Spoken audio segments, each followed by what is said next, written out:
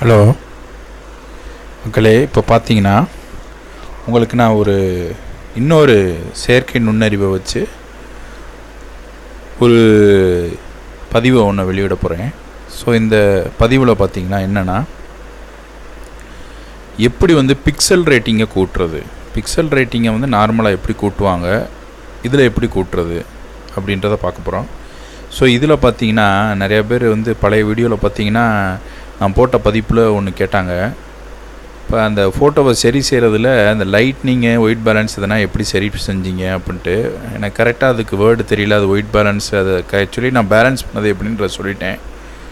Histogram பேலன்ஸ்னுவாங்க ஃபோட்டோவில்.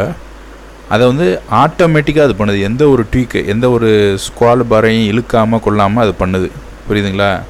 So அதான் பழைய வீடியோவில் சொல்லியிருந்தேன். இப்போ இந்த வீடியோவில் பார்த்தீங்கன்னா இப்படி ஒரு ஃபோட்டோ இருக்குது. இது முன்னாடி பிஃபோர், இது ஆஃப்டர், அதுக்கப்புறம்.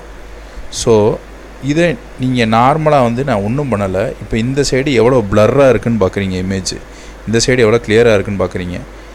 ஸோ இப்போ இதை இந்த சைடு கொண்டு வந்தேன்னா, இப்போ இந்த கண்ணு பக்கத்தில் பார்த்தீங்கன்னா எவ்வளோ தெளிவாக அந்த ஐப்ரோஸ்லாம் தெரியுது பார்த்தீங்களா. இதே இந்த சைடு எடுத்துட்டேன்னா அது தெரியாது.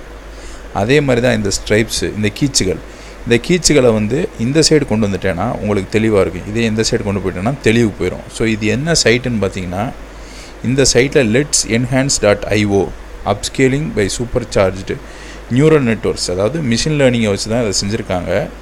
ஸோ இதில் என்ன ஆகுதுன்னு பார்த்தீங்கன்னா, இதில் கொஞ்சம் நீங்கள் கவனிக்கணும்.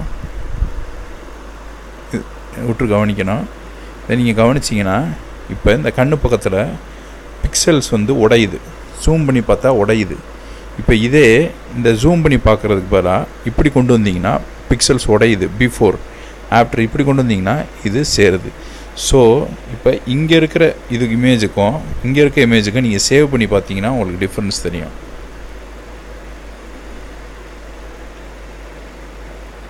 தெரியுதுங்களா? இப்போ இது வரைக்கும் உங்களுக்கு இந்த சைடு வரைக்கும் எந்த ஒரு பிரச்சனையும் இல்லை. புரியுதுங்களா?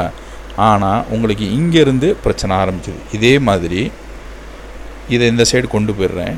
இதை இந்த சைடு இந்த இடத்துல வச்சு சேவ் பண்ணி பாருங்கள். சேவ் பண்ணி பார்த்தீங்கன்னா இந்த இமேஜ் உங்களுக்கு தெரியும்.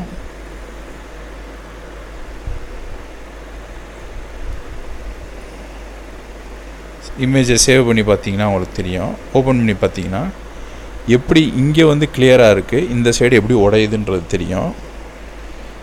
இதே இந்த இமேஜை இங்கே நல்லா கவனிங்கன்னா பிக்சல் உடையுது. இதே இங்கே கொஞ்சம் கிளியராக இருக்குது. ஸோ இந்த சைட்டில் நீங்கள் பார்த்தீங்கன்னா இந்த ஆர்டிஃபிஷியல் இன்டெலிஜென்ஸ் அல்காரிதத்தை வச்சு நீங்கள் நார்மலாக ஒரு ஃபோட்டோவை எப்படி என்ஹான்ஸ் பண்ணுறது, அப்ஸ்கேல் பண்ணுறது எல்லாத்தையும் பார்க்கலாம்.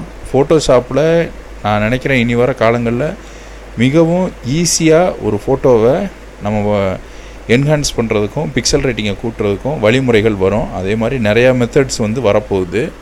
ஸோ இந்த சைட்டுக்கு போனீங்கன்னா நீங்கள் இதை பண்ணலாம். ஸோ இந்த சைட்டோட அட்ரஸை நான் கொடுக்குறேன், நீங்கள் போய் பாருங்கள். தேங்க்யூ.